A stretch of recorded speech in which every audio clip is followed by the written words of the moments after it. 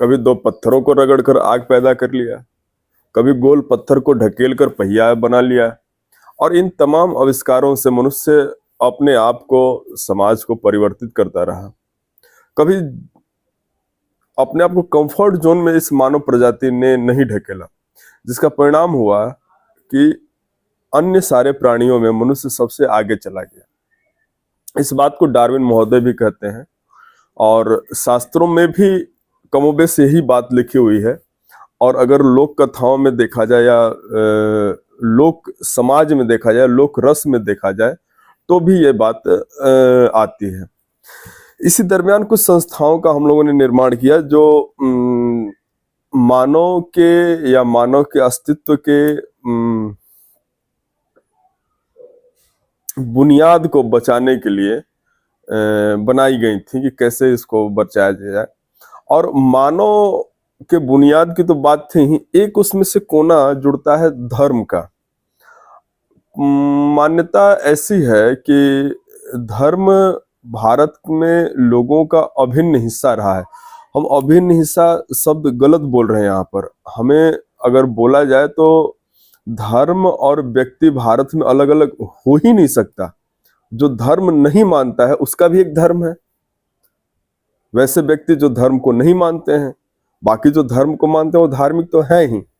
लेकिन आज के परिवेश में मित्रों हम बात करेंगे कि क्या धर्म उस अवस्था में रह गया है, या जैसा हमने इंट्रो में आपको बोला कि हम लोग कुराफात करते रहते हैं मानव प्राणी, क्या कुराफात हमने कर दिया है। आप देख रहे हैं द न्यूज नोवेल। नमस्कार, स्वीकार करिए हमारा। और हम आज चर्चा करेंगे महाकुंभ के ऊपर, जो 144 साल बाद यहाँ पर इलाहाबाद और वर्तमान के प्रयागराज में आयोजित हुआ है। अब आपके जेहन में सवाल आएगा जो लाजमी है कि इतने दिनों बाद हम इस मुद्दे पर चर्चा करने क्यों आए हैं। तो मेरा एक लॉजिक होता है, और मेरे चैनल का भी यही मोटो है कि न इधर न उधर, केवल खबर। तो हम कोशिश करते हैं कि वीडियो 2 दिन, 4 दिन, 5 दिन, 10 दिन, 1 महीना लेट आए, लेकिन फैक्ट्स के साथ आए कि वहां से क्या चीजें निकल कर आ रही हैं और लोगों को क्या कहना चाहिए। मित्रों, हम आपको बता दें कि मेरा अपना व्यक्तिगत मत है कि धर्म होना चाहिए, लेकिन धर्म समाज का हो या ना हो, लेकिन व्यक्ति का धर्म होना चाहिए। और व्यक्ति का जो धर्म होना चाहिए वो कुछ इस तरीके से होना चाहिए कि आपका धर्म क्या कहता है उससे हमें कोई दिक्कत नहीं होगी। हम अपने धर्म का या अपने धार्मिक क्रियाओं का परिचालन करेंगे, उनको मानेंगे, उनको जानेंगे। जो जो चीजें बताई गई हैं, दर्शाई गई हैं, उसका हम अक्षरशः पालन करेंगे। जो खराब होंगे उसका नहीं करेंगे। आप देखे होंगे कि महाकुंभ आयोजित हुआ है, और यह महाकुंभ 144 वर्ष बाद आयोजित हुआ है। इस महाकुंभ के बारे में छोटी सी बात एक हम थोड़ा सा परिचय बता दें कि एक बार देवासुर संग्राम हुआ, और देवासुर संग्राम में अमृत की 4 बूंदें छलकी, जो 4 जगहों पर उज्जैन, नासिक, प्रयागराज और हरिद्वार में गिरी। और उसको हम लोग संगम के नाम से बोला जाता, मतलब बोधित करते हैं।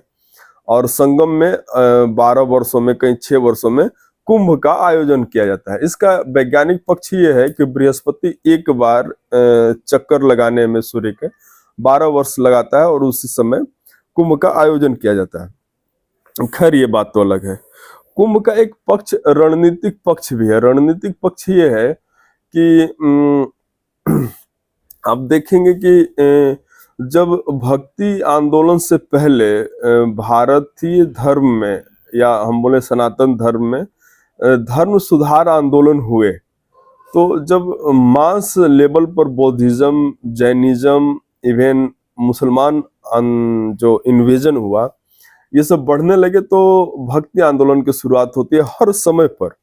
आप देखेंगे तो मराठा उसी भक्ति आंदोलन की उपज है। फिर आप उधर देखेंगे तो आदि शंकराचार्य उसी भक्ति आंदोलन के उपज है। और उसी आंदोलनों का एक शाखा खुलता है अखाड़ों का। और ये अखाड़े जो हैं शस्त्र और शास्त्र दोनों के परिचायक हैं। मतलब शस्त्र की भी ये पूजा करते हैं और साथ ही साथ शास्त्र की भी पूजा करते हैं।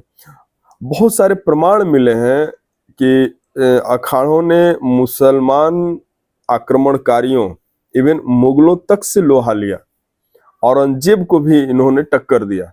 लेकिन अगर आज के परिवेश में, वर्तमान परिवेश में अगर हम लोग देखें तो यह बातें बस 3 चीजों पर टिक कर रह गई हैं कि कोई वायरल कब हो रहा है, दूसरा रील्स कितना बना लिया जाए, और तीसरा किस साधु को छेड़ दिया जाए जाकर, और साधु चिमटा लेकर कुदाले मारने के लिए।